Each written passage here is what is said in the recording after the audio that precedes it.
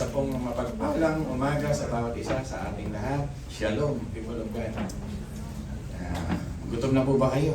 Yung lechon, inihanda pa. Wait. Handa ho ba kayo makinig sa umaga nito?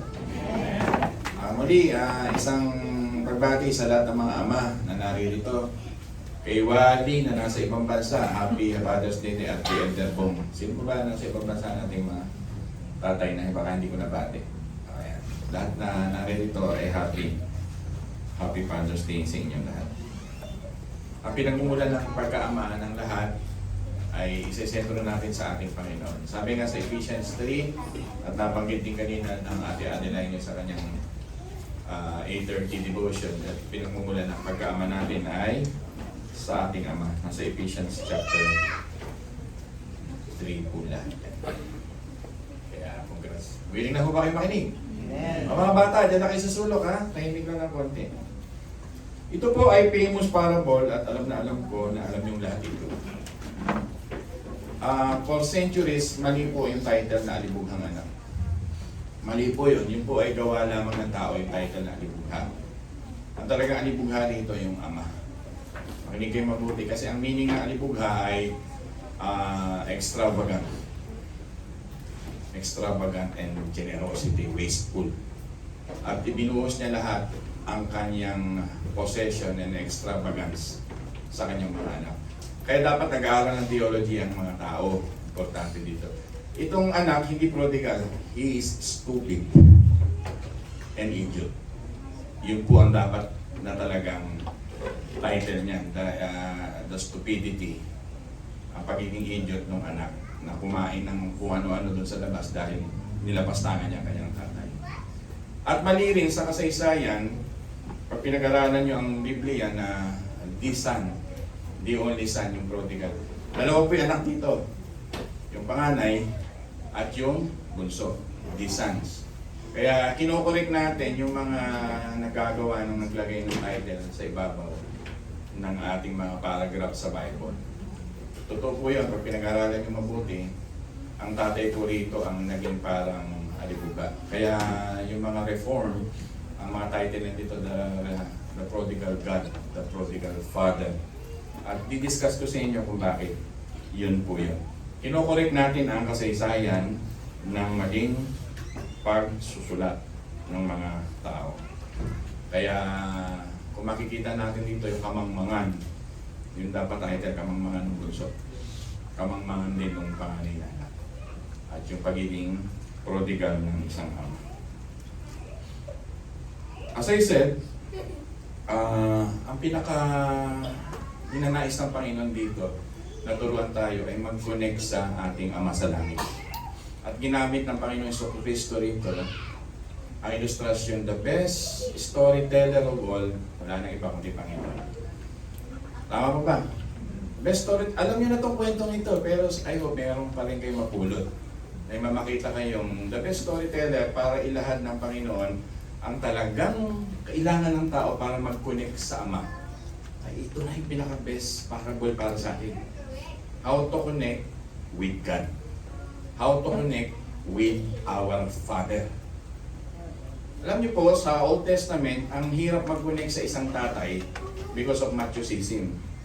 Pag binasa niyo Deuteronomy chapter 31, Exodus chapter 21, pag nilapastangan mo magulang nun, lalo na yung ama, ay may karapatan yung ama ipatawag yung city leaders para patuhin ka.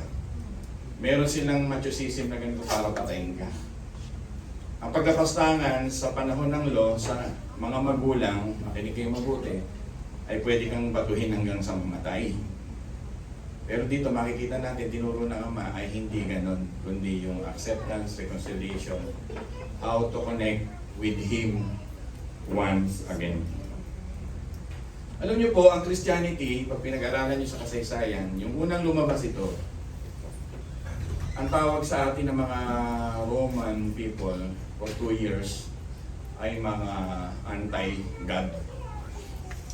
Kasi walang relihiyon yun. Ang relihiyon yun ay Hudyo, mga Gnosticismo, mga Aramaic religion, the law, mga Hudyo. Kaya nung lumabas yung Christian, sabi ng mga Romans, anti-God o atheist. Ganun ang paniniwala niya sa Kristiyano. Kaya nga tayo pinag-uusig, pinagpapatay. At yung ating leader pinako sa krus kasi hindi nila matanggap yung relihiyong itinatag ng ating Panginoon sa Kristo. Kaya anti-religion, yung Christianity na nag-arouse nun, yun ang tawag nila. Pero sa katotohanan, ang relihiyon natin na Kristiyano, hindi kayo mabuti, ay merong landas na totoo para mag-reconnect sa Diyos. Yung relihiyon lang natin ang makapagkukonekta ng gusto sa Diyos at itinuturo sa atin itong parable na ito. Amen? Medyo pinipicture ko sa inyo, medyo malabo-labo pa. Pero gusto kong sabihin sa inyo, ito po ay larawan ng dalawang naliligaw na magkakapatid. Larawan ng dalawang naliligaw na magkapatid. Unang naliligaw dito, discuss natin ng konti, ay yung bunsong anak na humihingi ng kanyang tinatawag na mana. Ang panganay na anak, ang nare-receive double yun double. Isa lang nare-receive ng anak. 2/3 sa elder, 1/3 sa youngest. Ganito talaga hatian. Double portion lagi sa panganay. Pero pagpatay na ang magulang. Pagpatay na. Dito, buhay pa hiningi nila, kaya lapastakan po sila. Sa totoo lang, kung tumawag na yung tatay sa city council, pwede silang patayin. Yun po ang ano dyan. Buhay pa yung ama, hininga na ng mana. At to make the story short, yung mana dito ay yung tungkol sa lupa. Alam niyo po, ang lupa sa panahon ng Biblia, connected sa identity ng isang lalaki. Kaya si Abraham, sakupin mo ang lupang ito. Si Jacob, sakupin mo ang lupang ito. Si Isaac, sakupin mo ang lupang ito. Mga taga-Israel, sakupin niyo ang lupang ito. Connected yun sa identity. Kaya pag binenta mo ang lupa mo at may humihingi kasing mana sa iyo, inaalis mo yung identity mo bilang isang marangal at kapitapitagang isang lalaki. Kaya sa panahon ito, binababa ng ama ang kanyang pagiging isang respetableng tao sa lipunan. Nung ang lupa niya ay kailangan maibenta para maibigay niyang mana sa kanyang mga anak. Nakita niyo yung ginawang sakripisyo ng isang tatay dito. Kulang na lang sabihin ng anak niya, I want you dead. Give me my money. Sabi kang termino nun, bigay mo sa akin ang mana ko. Di ba? Ang mahal nila ng magkapatid na ito sa kanilang tatay ay yung possession ng tatay. Kaya mahirap minsan maging mayaman ng isang tao, maraming pera, ang isang lalaki. Tapos hindi correct ang puso ng mga bata. Ang hiningi nila rito, things from the father, not the father himself. Mahal nila yung gamit ng ama, yung ari-arian ng ama, kesa sa ama mismo. Nakikinig po ba kayo mga minamahal? May mga anak kaya ganito. Kaya tayo mamatay tatay namin. May-ari ng 24 hektare yung lupa ito. Di ba? Di ba sa ibang bansa siguro nga ganito? Kaya kayo mga dito, ano kayo, 90 anyos na, tagal naman. Hindi makuha-kuha. Ako po yung kaibigan, 84 years old, di ko nababanggitin ang pangalan. Hindi siya minamahal ang kanyang mga manugang at yung mga anak malayo sa kanya. So rich, laking bahay niya. Minsan pinapupunta ko para lang magkaroon ng konti kaming salo-salo fellowship. Kulang na lang sabihin niya sa akin, may children wish me dead para mapaghati-hatian na itong aking mana. Eh, hindi nila alam, hinahintay ko lang sa kanila, dalawan nila ako, ipasyan nila ako, pakainin nila. Kahit ako na may gastos, kahit pumunta sa ibang bansa, sabi niyo. Unang lahat, gusto ko lang time. Pero ang hihintay ng mga panahon natin ngayon, na so practical, eh sinasabi sa amin ng matanda, kailan kaya ako gusto nilang mamatay. Ganito po ang nangyari. As I said, kultura noon na pwede kang patayin pag lapastahan ka sa magulang. Exodus 21:17, Deuteronomy chapter 21, 18 to 21. But the Father, makikita natin dito, ay gusto ko i-share sa inyo ay may pag-ibig. Dalawang uri ng pag-ibig ng Ama. Hinig po kayo mabuti. Ng mga Ama ay may matututuhan tayo sa umagang ito. Una, sabihin mo nga, His enduring love. Pagka ginanito siguro tayo ngayon ng mga anak natin, nilapastangan tayo, the quick reaction of us is to be angry. Baka kung may hawak akong lamesa na ipukul ko sa anak kong sabi ni Chay, akin yung mamanahin ko pa. Buti na, walang mamamana masyado si Chay, mga libro lang. Ito ang sitwasyon noon. Ang normal na magiging reaksyon, galit. But the father endured the agony of a rejected love of his children. Ang ama, in-endure niya, iligay mabuti, yung agony na hindi talaga mahal siya ng mga anak niya, kundi yung ari-arian. Yung kanyang mga tupa, mga asno, kamelyo. Hindi mo masakit sa isang tatay ngayon, nasa yun lahat, pero hinihintay ka na lang ng mga anak mo. Mamatay ka na lang. Pero ang ganda dito na ilustrasyon, yung tatay na nag-provide. Tatay na nagpundar. Ilustrasyon ng pagiging provider ng isang ama na mayroong makukuha yung mga anak. Di ba? After ng pagwawaldas, ito na, nakuha ni Mana, to make the story short, iniiksiyan ko na lang para yung ibang real ng kwento, maintindihan nyo, ay sabi niya, nung kumakain na siya ng kaning baboy, ano tawag sa atin yung kaning baboy? Sa wikang Bisaya? Damog. Kumakain na siya ng damog. Ano, mga Ilonggo, ganun tawag namin. Panis na pagkain. Panis yun damog. Na-realize niya, at gumagawa na siya ng tinatawag na plan of statement. Statement, sabi niya, uwi ako, sabihin ko ganito, nagkasala ako. Bla bla bla. Gumagawa siya ng mga tinatawag na mga statement. Ito gagawin ko, pag-uwi ko sa tatay ko, sasabihin ko, nagkasala ako, pasensya na kayo, bla bla. Marami siyang gustong sabihin. Pero, gano'n ba ginawa ng tatay niya sa kanya? Nang pinag-recite mo na siya. Na parang mga teacher ngayon, ano nagkasala mo? I-recite mo. Di ba malayo pa lang ang ginawa niya? Sinalubong siya ng kanya? Ng ama. Alam mo, ang tumatakbo sa panahon ng Biblia nun ay kung hindi katulong na babae, ay nanay. So, ginawa niya, he did what a mother does. Pag nagkakasala, tumakbo. Babae lang ang tumatakbo nun, o mga alipin. Tumakbo rito ay isang ama. Enduring love yun. Kasi pagka lalaki ka nun, may estado ka, kalmado ka. Nagkasala kayo, lumapit kayo sa pinto ko, humingi kayo ng tawad. Lumuhod kayo. Pero dito, inindor niya, yung mga ganon, kaagad, bigyan ng sandalyas. Bigyan ng pinakamagandang robe. Yung pinakamagandang robe niya. Wala nang ibang pinakamagandang robe dun sa palasyong yon, gamitin na natin sa bahay na yon, kundi robe ng tatay. Pinakuha niya yung robe ng tatay at ikinover sa kanya. Imanilit yung authority niya. Pero nasa utak pa rin niya, nasabi niya, ituring nyo na lang akong sa English na translation, laborer. Sa Tagalog kasi medyo ang translation ay alipin. Ibig sabihin, pagtatrabahuhan ko para mapatawad mo ako. Pagtatrabahuhan ko para mapatawad mo ako. Ganyan ang ibang reliyon sa paligid natin. Pagtatrabahuhan nila ang Diyos para mapatawad sila. Sorry to mention the Roman Catholic, the Muslim, the Iglesia ni Cristo, the dating daan, na kailangang pagtrabahuhan nila. Maraming reliyon na hindi Kristyanismo talaga para malapit sa Diyos. Pero dito pinapakita ng Ama na i-cover kita, yayakapin kita, pagtatakpan kita because I love you. Hindi mo pagtatrabahuhan. Ipagkakaloob ko sa iyo ang buong karapatan na maging isang anak. Yan po ang picture ng ating Ama, mga minamahal.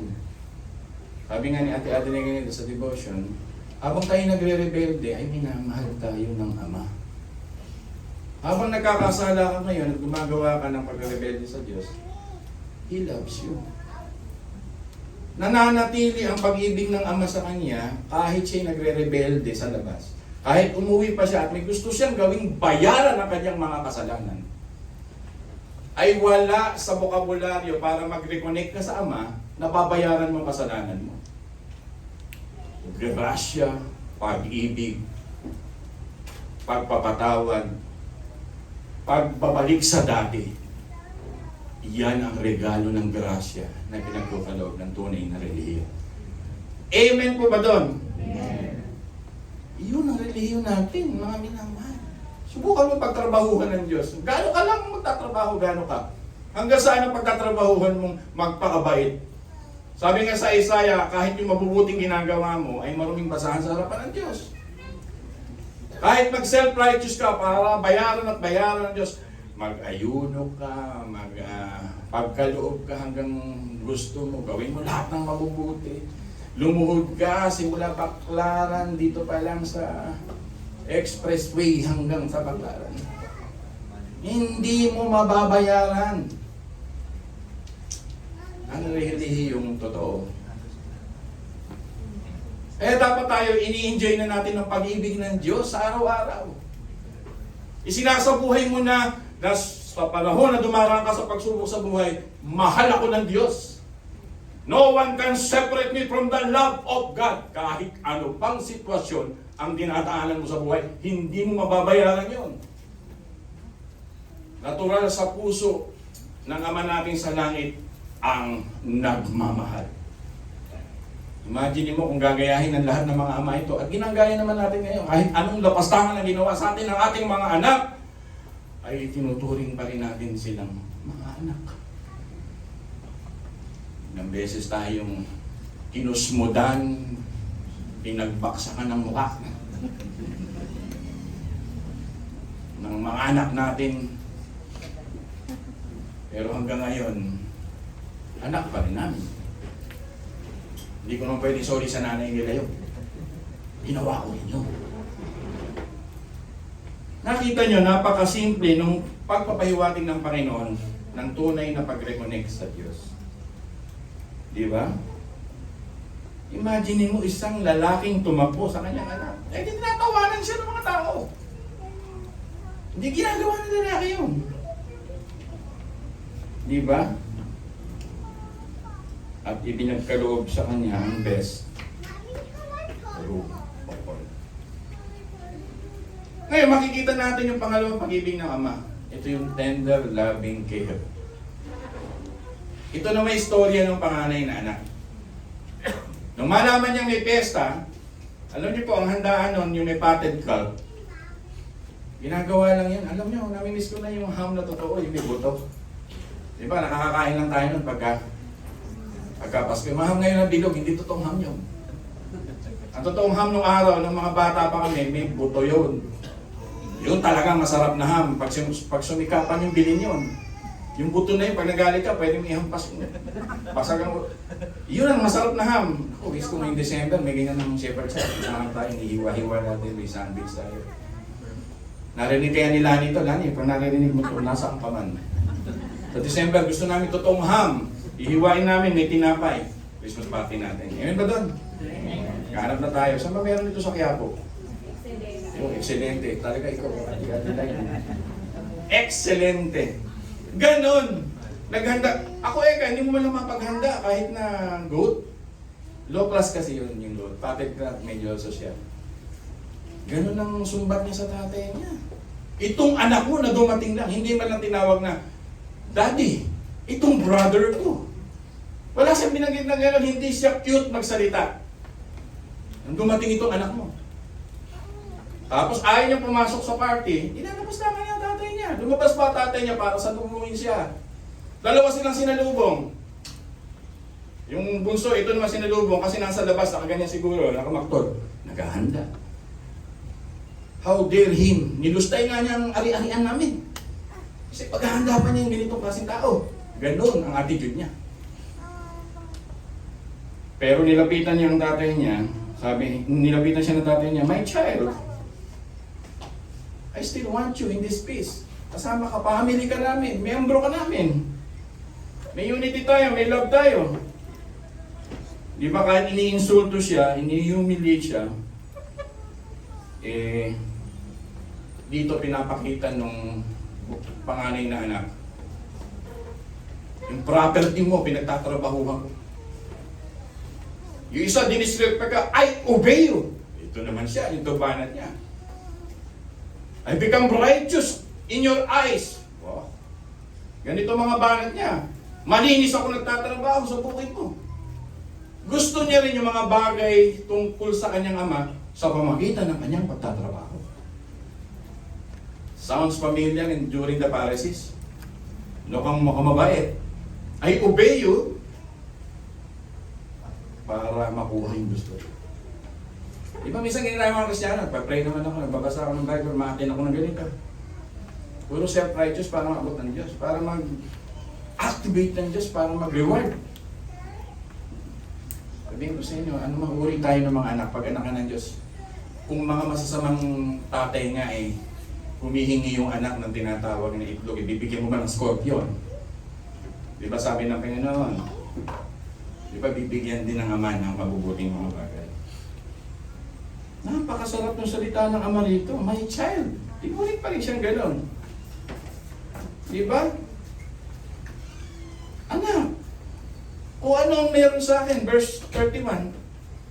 Ano sabi sa verse 31? Sumagot ang ama, anak, lagi kitang kapiling. At ang lahat ng ari-arian ko ay sa iyo. Di ba nagseselos pa siya na mayroon siyang kapatid na pinaghahanda na dating patay at nabuhay? Di ba? Ang ganda ng salita ng verse 31. Verse 30, subalit nang dumating ang anak ninyong ito. O kahit Tagalog pala, gano'n ang translation. Sabihin kaya ni Chay yun, sa kapatid niyang si Keril. Di ba? Si Keril, pinaganda ko. Buti pa si ate, yung anak mong yan. Yung anak mong yan, pinaganda mo. Hindi man ako tinawag na papa, ano magiging pakiramdam ko doon? Hindi man, nalumustay ng inyong kayamanan. Sa mga babae, pinagpatay pa ninyo ng pinatabayang buya. But the tender loving Father, I still want you. I still love you. Sarap mong mahal ng Ama. Ang lahat ng sa akin ay sa iyo. Nakita niyo yung mga Pariseo, yung mga legalista. Ganito silang tumuring sa mga makasalanan. Titingnan din yung mga makasalanan. Tingnan mo yung mga makasalanan, mga magnanakaw, bla bla bla, marami. I-identify natin sa isa. Kasi ganun ang definition natin ng kasalanan. Yung kitang-kita lang ang gumagawa ng parang alipughang anak. Pero sila, nakakalimutan nila, may kasalanan din sila, self-righteous. Mukhang relihiyoso, nasa loob ng simbahan, gamitin na natin yung word na yan, in our context. Pero ayaw nila nagkakasala yung ibang tao. Dahil tingin nila pa nagkakasala yung ibang tao. Nagagalit din sila. Kaya sabi dito ay, verse 28, nagalit ang panganay. At ayaw pumasok sa bahay. May anger sa kasalanan ng kapatid. Pero hindi niya tinitingnan ang puso niya na inaabot niya lang yung ama sa pamamagitan ng kanyang mabubuti rin na mga gawa. Pero makikita natin ang ama na talagang kahit harsh itong anak, ay nagpakita ng gentleness ang ama, ng love ang ama, at mercy ang ama. Ganito ba mga father ngayong culture? Di ba? Old Testament culture, ganito ba sila? Ang ating Diyos, Panginoong Jesucristo, ang tumawag sa ama ng Father o Aba. Binanggit nga kanina sa devotion.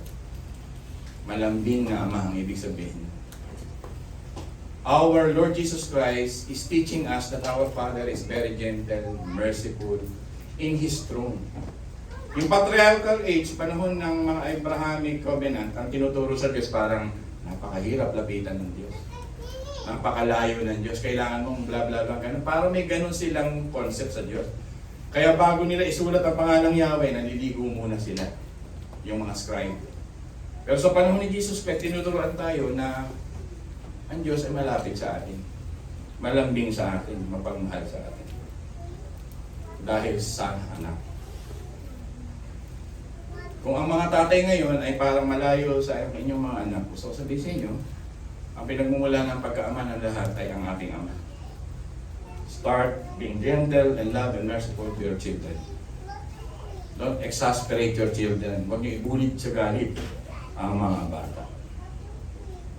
Diba? Tinan mo yung kasalanan niyan. May ka prostitute, murderer. He is lost because he is bad, young brother. Pero pag pinag-aralan mo yung old brother, he is good but lost. Mukhang good, may relihiyon. Sumasamba, but still lost. They are both alienated from God. Each of them are users of the Father. Di ba? Para lang sa status, sa wealth, at mga bagay ng kayamanan ng Ama. They are both lost. Di ba? Uulitin ko, I never disobey you. Di ba? May dalawang grupo ang itinuturo ng Diyos sa paglapit sa Kanya na ito, na parehong mali. Religion, na parang opium, at yung mga masalanang parang prostitute, lasinggo, tinitingnan natin ganito. Yung isa tinitingnan niya na para makarating sa Diyos, kailangan ng soul searching. I will look for a way. Katulad ng ginagawa ng mga relihiyon ngayon, katulad sinasabi ko, nagpe-penitensya, nagpapakahirap sa sarili. Gusto kong balikan nyo to. Na ginagawa natin nung araw, na ginagawang lapitan ng Diyos sa pamamagitan ng sakripisyong soul searching or self-discovery. Yun yung isang side. Yung isang side na may moral, kailangan makita na ako ay nagtatrabaho, I work hard, I comply, para mga Pariseyo na saganang sumunod sa mga utos. But still, both of them are wrong and lost. Both of them are still sinning. At sila ay parehong nakokontrol ng mga gamit sa buhay ng Ama. Property ng Ama. In other words, pera. Yung isa may good life, yung isa may bad life, at pareho silang gumagawa ng sarili nilang tagapagligtas. They are both the savior of their soul. Gumagawa sila. Pero para lamang maligtas ang isang tao, hindi kayo mabuti. Lapit na tayo, ay kailangan mo lang ng biyaya ng Ama. Pagmamahal ng Ama, pagtanggap ng Ama, hindi ka ipahiya ng Ama. At sabihin sa iyo ang kanyang mga salita, ang akin ay sa iyo. John 3:16, For God so loved the world that He gave His begotten. So loved us. The self-righteous and the person na parang galit tayo, prostitute, murderer, blah blah. Pero pareho silang masama sa paningin ng Ama, ngunit umaapaw ang pag-ibig ng Ama para sila tanggapin bilang mga anak. Mga minamahal, ganito ba tayo ngayon? Na sinasabi mo, I am my own Savior. I want to control God. Magkatrabaho. I obey the Lord. Yun po yun. I will obey to get things. I will control my Father to get things. But the gospel people, I will obey to get God. Yan ang report. I will obey to get God, the love of God, God Himself. Itong younger self-indulgence na buhay yan. Pleasure, self-indulgence. Pero nabuhay din naman yung panganay na anak, judgmental. Inuhusgahan niya ang mga makasalanan. Nakalimutan niya ang kanyang sarili. Makasalanan din naman. Two kinds of religion. Mga minamahal, ang pag-ibig ng Diyos ay talagang napakasarap. Kung makikita natin ang Ama rito ay nagpakita ng pag-ibig. He goes out for both of the Son. He seeks us first. Amen po ba doon? He loves us first. Amen po ba doon? Yun. Kaya ako nagpupuri na kayo ay naririto sa iglesia ito. Nasa isang reliyong kakaiba sa outside religion na sila ang umahanap sa Diyos. Ang Diyos ang umahanap sa atin. Iyan ang katotohanan. Kung nandun ka na, magpasalamat ka na, sumamba ka na, bigay mong buhay mo, magbahagi ka ng Word of God, mag-gospel ka, share mo ang good news, yun po yun. Diba? Huwag natin tularan, sa totoo lang, ang mahigit na mas makasalanan dito, kung titingnan nyo, sino higit na mas makasalanan dito, kung titingnan nyo? Yung panganay o yung bunso? Buti pa yung bunso, may listahan ko ano gagawin. Ito gagawin ko, magtatrabaho. Kahit pa paano, may listahan siya. Yung older son, walang listahan na dadaling sa ama. Galit pa. Judgmental pa.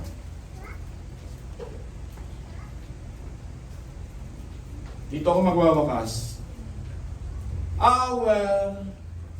Panganay na sinasabi ng Biblia na kapatid, sino ba?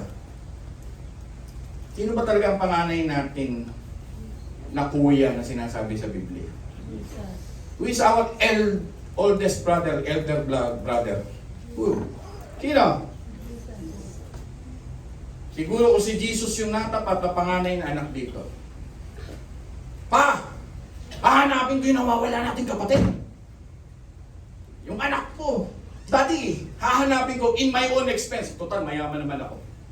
Pinagkalooban mo ako ng eret. Ako gagastos just to search for my brother.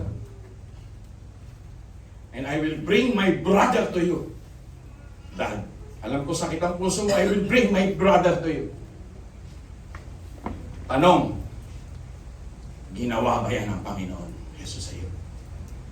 Ikaw ba'y dinala ng Panginoon sa kanyang ama? Dahil sa krus ng Kalbaryo? Di ba may good news? Dinala tayo ng Panginoon as our older brother na totoo. Dinala tayo sa Panginoon in His own expense. Binayaran niya ng kanyang dugo, ng kanyang buhay, ng lahat-lahat. Parang ama ay makapag-reconcile sa ating lahat. Narinig niyo mensahe, mga minamahal? Yan ang ating relihiyon. Good news po yan. Sabihin mo sa katabi mo, good news! Good news! That we will experience the enduring love of God and the tender loving God. Because of His Son, Jesus Christ, na hinanap ang mga naliligaw. Kaya, pag binasa niyo ang Luke chapter 15, ano yung mga nasa former verses? The lost sheep, the lost coin. And the lost son. Sino humanap sa atin? Ulitin ko, sino humanap sa atin? Isa bang malaking amen doon? Amen. Tayo po lahat. Tumayo. Masalamat tayo sa Panginoon. Amen ba sa mensahe ng Panginoon? Amen. Salamat sa relihiyong totoo. At yun po ay mararanasan natin.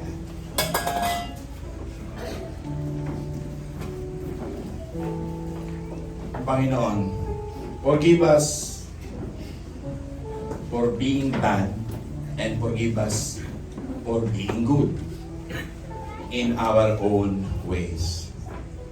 Tulungan mo kami, Panginoon, na makita na ang kasalanan kahit kami mga Kristiyano ay hindi lamang prostitution. Makita rin namin na ang kasalanan ay nasa religion din, nasa loob ng pagiging sinasabing quote-unquote malapit sa iyo o religyoso.